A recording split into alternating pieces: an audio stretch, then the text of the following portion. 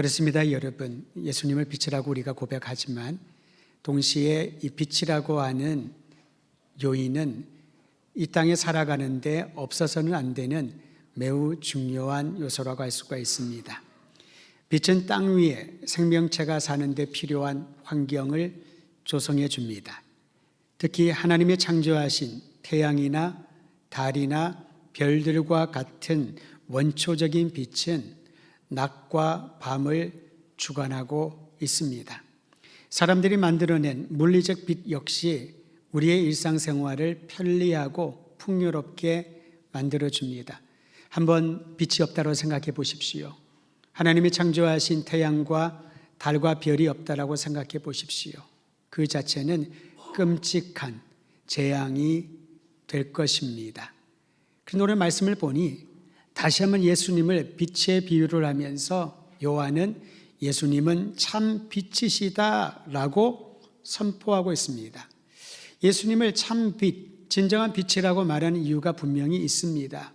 그것은 예수님께서 하나님의 뜻, 세상을 구원할 하나님의 뜻을 계시해 주시기 때문에 예수님을 참 빛이다. 우리가 살아가는데 특히 영원한 생명과 관련하여 예수님이 우리에게 빛이 되어주셨다, 생명이 되어주셨다라고 말하고 있습니다. 그러면 여러분, 여기까지 우리가 들으면 예수님을 그리스도로, 주님으로 영접하고 맞이하는 것이 마땅한 일 아니겠습니까? 그런데 오늘 성경에 보니 사람들은 참 빛으로 오신 예수님을 환영하지 않았다라고 말합니다. 영적인 무지가, 타락한 우리의 본성이 예수님을 보고도 누구신지 깨닫지 못하게 된 것이지요. 여러분, 그럴 때가 얼마나 많이 있습니까? 분명히 같은 얘기를 듣는데도 깨닫지 못하는 경우들이 있습니다. 마치 이사야 선지자가 예언했던 것처럼 보아도 알지 못하고 들어도 깨닫지 못하는 시대가 우리의 시대요, 우리의 영적인 상태가 아닐까 싶습니다. 안면인식장애라고 들어보셨습니까? 안면인식장애라고 하는 거는요, 사람 얼굴을 보고도 제대로 인식하지 못하는 증상이라고 합니다. 간혹 우리가 얼굴을 잘 기억하지 못하는 경우가 있는데 그건 괜찮습니다. 그런데 몇 번을 봤는데도 사람을 인식하지 못하고 이름과 얼굴을 매치시키지 못하는 경우가 있죠. 그게 심해지면은 좀 살펴보아야 됩니다. 오래전에 저희 후배 중에 하나가 저에게 그런 말을 합니다. 목사님, 제가 목회를 하면서 참 어려움이 하나 있는데요. 그게 뭐냐면 교인들을 보아도 1년을 같이 보냈는데 얼굴을 잘 기억하지 못한대요. 제가 겉으로는 좀 안쓰러워했지만 속으로는 그럼 목회하기 힘들 텐데. 한두 주가 아니라 1년을 보냈는데도 누가 누군지를 인식하지 못한다면 좀 심각한 문제 아니겠습니까? 그런데 제가 그 친구를 잘 알고 있는데요. 단지 어떤 장애가 있어서가 아니라 관심이 없어서예요. 말씀을 전하고 사역을 하고 모든 일들을 하는데 관심이 있으면은 그 사람의 얼굴과 그 사람의 이름이 조금 더 잘 기억될 겁니다. 그 사람이 뭘 좋아하는지, 그가 어떤 부분 때문에 어려움을 겪었는지를 우리는 알아가게 되는 것이지요. 왜 예수님께서 자기 백성에게 자기 땅에 오셨는데도 사람들이 거부했을까? 외면했을까? 예수님에 대한 관심이 없기 때문 아니겠습니까?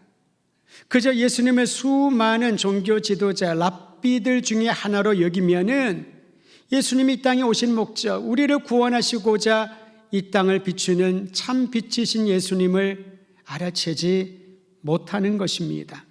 영적 인식력에 문제가 생기면 예수님을 보아도 그분과 함께 있어도 그분을 알아채지 못하게 되는 겁니다.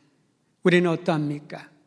예수님을 예배하고 사랑한다고 하면서도, 예수님의 이름을 부르고 기도하면서도 그분의 뜻이 무엇인지, 예수님에 대한 생각들이 우리의 삶에서 지워져 버렸다면은 영적 인식력을 잃어버린 것과 마찬가지 아니겠습니까? 예수님을 외면하는 분위기는 2000년 전에만 있었던 것은 아닙니다. 오늘날에도 만민을 구원하러 오신 예수님에게 주목하지 않습니다. 여러분, 크리스마스가 다가오지 않습니까? 그런데 제가 가장 아쉬운 것 중에 하나가 이 아름다운 크리스마스의 인사를 24일이나 25일만 하면 끝난다는 거죠. 26일이나 27일 날 하면은 좀 뭔가 어색합니다. 자, 그런 면에서 아직 다가오지 않았지만은 그날을 우리가 기뻐하는 마음으로 서로에게 한번 인사하면 좋겠습니다. 메리 크리스마스, 해피 크리스마스. 영어 발음이 잘 안 되면은 복된 성탄절이 되기를 바랍니다. 크리스마스라고 하는 것은요, 이 단어는 크라이스트라는 단어와 메스라고 하는 단어가 합성하여 만들어진 단어입니다. 크라이스트는 그리스도를 말하고요, 메스는 경배, 예배를 뜻합니다. 다시 말하면 우리는 즐거운 크리스마스가 되십시오, 복된 성탄절이 되십시오 라고 하는 이 인사에는 그리스도, 우리를 구원하러 이 땅에 오신 그리스도께 경배를 드리십시오, 그리스도께 찬양을 드립니다, 그런 고백인 거죠. 근데 정작 크리스마스 날에 보면요, 우리를 구원하러 오신 예수님께 경배하고 예배 드리는 그러는 마음과 생각들은 다 사라져버리고 우리의 축제로, 나의 즐거움과 나의 기쁨과 연말에 무엇인가 흥겨운 잔치의 자리로 변형되어 버렸다라는 것입니다. 본래 의미가 퇴색된 것이지요. 근데 여러분, 크리스마스뿐만이 아닙니다. 21세기에 들어오면서 두드러진 특징이 있습니다. 특히 신앙과 관련하여 두드러진 특징이 있다면은 탈종교화라는 특징입니다. 종교로부터 사람들이 벗어나려고 합니다. 종교에 대한 무관심 속에서 교회에 대한 배척과 거부감이 가세하게 됩니다. 탈종교화는요, 탈기독교화를 만들어냅니다. 또한 탈교회화라고 하는 특징도 만들어냅니다. 교회를 내가 다녔는데 이제는 더 이상 교회를 다닐 이유를 찾지 못한다고 본인이 말을 합니다. 내가 기독교 가정에서 성장했는데 더 이상 내가 기독교 신앙을 가질 이유를 찾지 못했다고 말을 합니다. 나에게 예수님은 참 소중한 분이었는데 더 이상 그 예수님을 언급하지 않더라도 내 힘, 내 지식, 내 경험만으로도 충분히 살 수 있다라고 그렇게 생각을 합니다. 그러다 보니 세상 안에 그리스도인들의 영향력이 급속히 감소되고 있습니다. 그 결과 스스로를 무교라고 하는 울타리 속으로 들어가는 사람들이 얼마나 많은지 모릅니다. 특히 10대와 20대가 그러합니다. 우리가 다음 세대를 위하여 기도하고 또 차세대 신앙 교육에 마음을 쏟자고 하지요. 근데 여러분, 이건 말로만 되는 게 아닙니다. 이러한 시대 가운데서 우리의 자녀들이 예수님이 그리스도시요 우리를 구원하러 오신 참 빛이라는 사실을 알아갈 수 있도록, 경험할 수 있도록 거기에 우리의 시간과 마음을 온전히 바쳐야 되는 것입니다. 자, 그런 면에서 우리 다음 세대 교사로 섬기기를 원하는 분들을 청하면은 꼼짝도 하지 않습니다. 왜 그런가 물어봤더니 힘들다는 거죠. 나에게는 그렇게 시간을 투자할 여유가 없다라고 합니다. 아이들을 가르친 경험이 없다라고 얘기를 하지요. 근데 여러분, 이것이 정말 우리의 변명이요 이유라면은 다시 한번 모든 것들을 내려놓고 하나님 앞에 나가야 된다라는 겁니다. 우리의 다음 세대가 영예로운 믿음의 세대로 일으키려면은 우리의 다음 세대가 탈종교와 탈기독교와 탈교회와의 특성을 맞서서 그리스도의 사람으로 하나님의 거룩한 교회를 섬기는 믿음의 세대를 일으키게 하려면은 그들을 위하여 눈물로 기도하는, 그들을 위하여 사랑과 마음으로 말씀을 나눌 수 있는 그런 사람들이 있어야 되는 것 아니겠습니까? 저는 우리 더드림 교회가 주님 오시는 그날까지 다음 세대, 그 다음 세대에 이르기까지 신앙을 유산하려면, 신앙의 유산을 넘겨주려면은 우리 다음 세대를 위한 그 기도에 집중적으로 그리고 헌신하고 자원하는 마음으로 나아가기를 주의 이름으로 부탁드립니다. 그러면 여러분, 이럴 때일수록 우리는 무엇을 해야 될까요? 우리에게 허락하신 복음이 세상에 접촉하는 방안을 모색해야 되는 겁니다.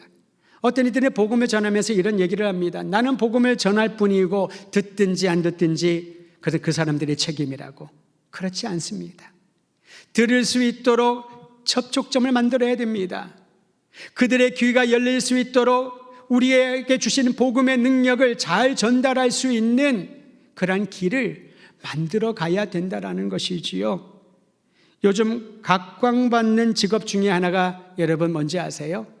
요리사입니다. 의외로 많은 아이들에게 너 꿈이 뭐니? 그랬더니 요리사가 되고 싶대요. 백선생님 같은 요리사가 되고 싶고 안 셰프 같은 요리사가 되고 싶대요. 이분들이 누군지 여러분 모르시는 분도 많을 텐데 아이들은 다 알고 있습니다. 방송 매체들은요, 탁월한 실력을 지닌 요리 고수들을 소개를 합니다. 한번 방송을 타거나 SNS를 통해 유명세를 탄 요리사들이 운영하는 식당에는요, 매일매일 매진입니다. 예약을 하려면 한두 달 전에도 자리를 잡기가 정말 어렵다고 해요. 그리고 어떤 이들은요, 줄을 섭니다. 11시에 점심 식사 시작이 되는데 4시, 5시부터 줄을 서요. 새벽 기도는 안 오면서. 그런데 그들이 음식을 맛보고 난 다음에 공통적인 반응을 보입니다. 뭔가 다르다. 오랫동안 줄 선 거 아깝지 않다. 이거 먹으려고 저 지방에서 올라온 돈, 시간 전혀 아깝지 않다. 뭔가 다르다라고 이렇게 얘기를 합니다. 여러분, 바로 복음이 그렇지 않습니까? 예수 그리스도의 복음에는 독특성이 있습니다. 차별성이 있습니다. 그렇게 복음을 받아들인 이들에게는 영원한 생명이라고 하는 놀라운 선물을 받게 되는데, 우리가 전하는 복음이 너무 지루하니까, 관심 밖에 있는 얘기니까, 그들의 마음에 접촉할 수 있는 아무런 접촉점이나 통로가 없기 때문에 듣지 않는 것이지, 많은 사람들은 전도가 어렵다 입버릇처럼 얘기하는데요, 그거는 내가 전도하지 않는다는 변명에 불과합니다. 본래 전도는 어렵습니다. 내가 알지 못하는 분에 대해 얘기를 들으면서 마음이 잘 움직일까요? 할 일도 많고 일요일이 되면은 갈 곳도 많은데 교회 가서 예배 드리자고 하면은 그것을 기뻐하며 가는 사람들이 얼마나 될까요? 기독교 신앙에서 모태 신앙으로 성장하더라도 주일날 예배 드리는 것이 쉽지 않은 이 시대를 살아가면서 전혀 예수님을 모르는 사람에게 복음을 전하면서 그게 쉽다라고 생각을 하면 안 된다는 거죠. 처음부터 지금까지 전도는 어려웠고 앞으로도 어려울 것입니다. 그러나 여러분, 그 어려움에도 불구하고 우리가 끊임없이 복음을 전해야 되는 이유가 있습니다. 예수 그리스도의 복음에는 영원한 소망과 영원한 생명이 있기 때문에, 내가 예수님을 전하지 못하고 갑자기 그가 내 곁을 떠났기 때문에 아쉬워하거나 후회하는 일이 없기를 바랍니다. 제가 목회를 하면서 그런 얘기를 참 많이 듣습니다. 복음을 전하려고 했는데 기회를 놓쳤다는 겁니다. 언젠가 기회가 올 것이라고 주저주저 하다가 이제는 더 이상 내 곁에 있지 않은 사람들을 보면서 목사님 정말 후회가 됩니다. 그런 얘기를 한두 번 들은 게 아닙니다. 사랑하는 성도 여러분, 예수 그리스도가 우리의 죄를 용서하시고 구원하시고 생명을 주시는 구원자라고 믿는다면은 나의 사랑하는 이들에게, 이웃들에게, 지금도 복음이 없어 거부하여 방황하는 영혼들에게 복음의 독특성, 이 능력을 증거하는 성도들 되기를 주의 이름으로 축원드립니다. 복음에는 여러분, 사람을 끄는 매력이 있습니다. 어떤 좋은 장소를 보면 가고 싶지 않으세요? 지나가다가 뭔가 마음이 끌리는 사람, 그 매력이라고 하죠. 요즘은 예쁜 사람이라고 말하지 않고요, 매력적인 사람이라고 표현합니다. 왜냐하면 예쁘다라고 하는 것은 너무 주관적이잖아요. 근데 매력이라고 하는 것은요, 주관적인 것 같으면서도 상당히 객관적인 면들이 들어가 있습니다. 여러분, 옆에 있는 사람을 딱 2초만 한번 봐보시기 바랍니다. 네, 2초 이상 보면 부담스러워 하시거든요. 아무리 내가 사랑하고 아끼는 사람이라더라도 그 사람 얼굴을 보고 20초, 30초 보기 굉장히 어렵습니다. 굉장히 어색하고 부담스럽거든요. 근데 처음 보는 사람인데도 나도 모르게 눈길이 가는 사람들이 있어요. 이게 뭘까요? 말로 표현할 수 없는 이게 매력이거든요. 복음에는 매력이 있음을 믿으시기를 바랍니다. 예수님이 가는 곳곳마다 많은 사람들이 도처에서 모여들었습니다. 수천 명에서 수만 명이 모여들었습니다. 그런데 여러분, 예수님이 어떤 마을에 가시기 이전에 제자들이 먼저 가서 홍보하지 않았습니다. 내일 예수님이 오셔서 하나님 나라 복음을 전할 것이니 몇 시에 어느 장소에 다 모여들으십시오. 또는 회당마다 찾아가면서 사람들을 동원해 가라고 하지 않았습니다. 예수님이 오시면 최소한 수천 명을 모여야 되지 않겠습니까? 그렇게 예수님을 모시고 집회를 준비하지 않았던 겁니다. 어디를 가든지 어떻게 알았는지 사람들이 도처에서 모여듭니다. 그리고 예수님의 말씀을 들으면은 사람들이 이렇게 반응합니다. 저분의 가르침에는, 저분이 선포하고 가르치는 하나님 나라의 복음에는 권위가 있구나. 우리가 그렇게 귀가 닳도록 들었던 율법 교사들의 가르침과는 다른 무엇인가 특별한 것이 있구나. 이게 매력이라는 것이지요. 저는 우리 더드림교회 모든 성도들이, 그리고 우리 교회가 이 땅에서 있는 동안에 모든 사람들에게, 여러분이 모든 만나는 분들에게 눈길을 줄 수 있는 매력 있는 사람이 되기를 주의 이름으로 축원드립니다. 그리스도인의 이름을 다른 말로 표현하면은 매력이 많은 사람들, 그렇게 표현할 수가 있지요. 근데 요즘 어떻습니까? 사람들이 교회를 보면서 매력 있다고 얘기를 하나요? 왜 그럴까요? 우리에게 매력의 원동력인 예수님 밖에 있으면, 우리에게 생명의 주인이신 예수님을 생각하지 않고 있으면은 그 매력들은 다 사라지게 되는 것입니다. 대인관계에도 권태기가 있지 않습니까? 그렇게 죽도록 사랑했던 대상도 시간이 지나면은 그냥 무관심해지는 경우들이 있습니다. 평생 살았는데 옆에 봤더니 어떤 아저씨와 어떤 아줌마가 있다고 그래요. 무감각해지는 거죠. 권태기라고 생각을 합니다. 아무리 좋은 것을 하더라도 계속 반복하다 보면은 지루해질 때가 있습니다. 새로운 것들을 찾고자 하는 마음이 있죠. 저는 개인적으로 바다를 무척 좋아합니다. 수영을 못하는데 바다를 좋아해요. 바다를 보면은 가슴이 뻥 뚫리는 것 같고 너무너무 행복함, 안정감을 느끼게 됩니다. 그래서 간혹 바닷가에 사는 사람들은 참 좋겠다라고 생각을 했는데 그런 말을 하면 안 되겠더라고요. 친구 중에 섬에서 온 친구가 있는데요, 이런 얘기를 합니다. 자기의 꿈은 언제 이 섬에서 탈출하나, 언제 무트로 나가나, 그게 자기의 유일한 꿈이었대요. 제가 잘못 생각하고 있었구나. 우리 아이도 군대를 갔는데요, 강원도 고성에서 근무를 했습니다.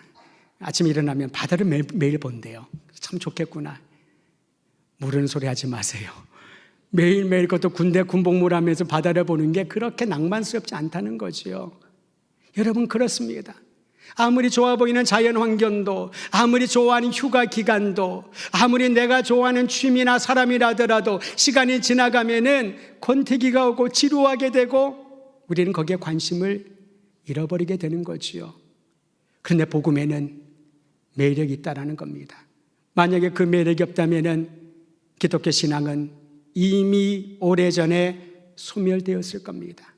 만약에 복음의 능력이 없고 매력이 없다면은 자기의 평생 예수님을 전하겠다고 그 불모지에, 그 선교지에 가는 사람은 아무도 나오지 않을 것입니다. 만약에 복음의 매력이 사라진다면은 예수님이 그리스도 나의 주님이라고 고백하고 증언하는 우리의 전도는 멈추게 되지 않겠습니까?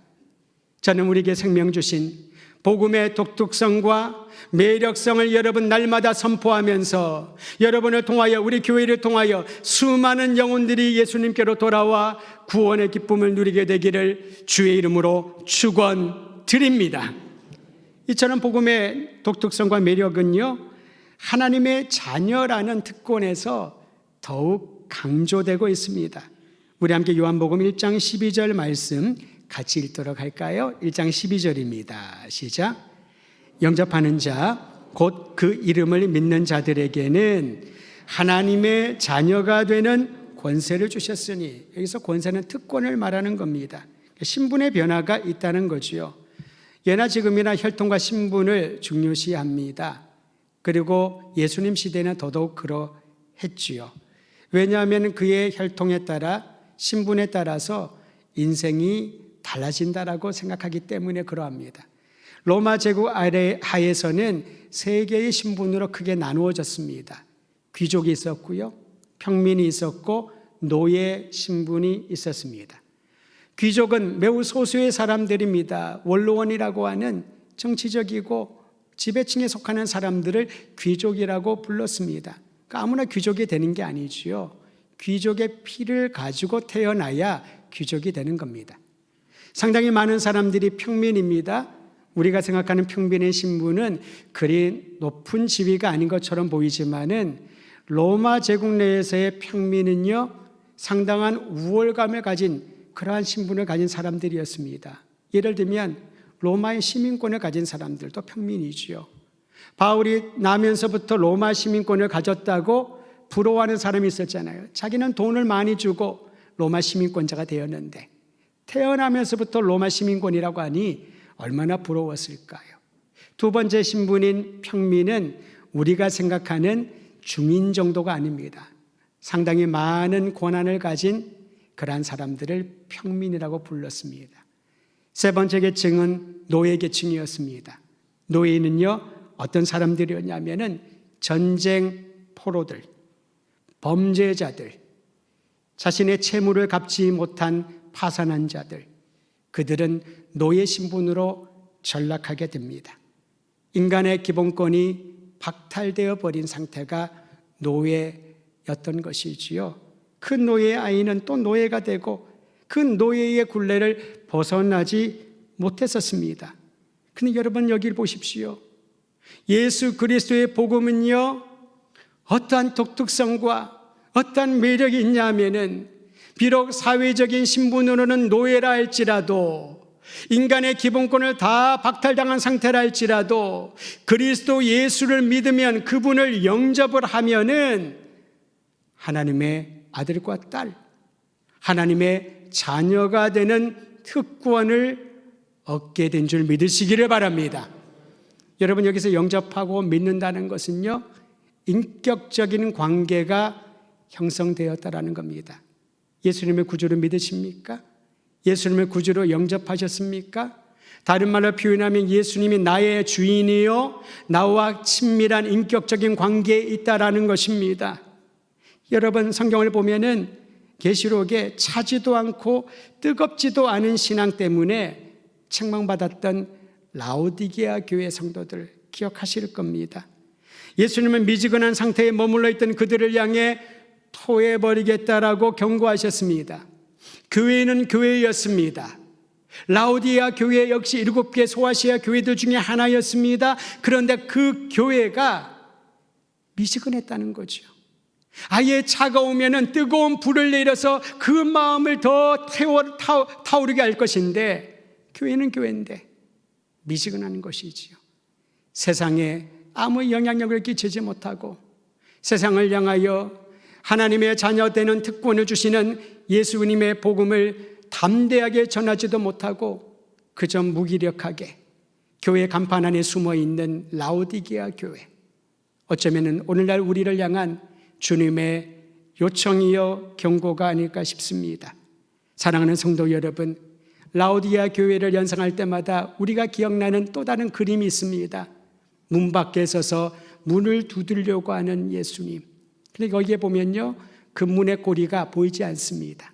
성경 말씀 그대로입니다. 요한계시록 3장 20절에 보면 기록하기를 내가 문 밖에 서서 두드리노니 누구든지 내 음성을 듣고 문을 열면 내가 그에게로 들어가 그와 함께 거하리라. 미지근한 것은 무엇을 말합니까?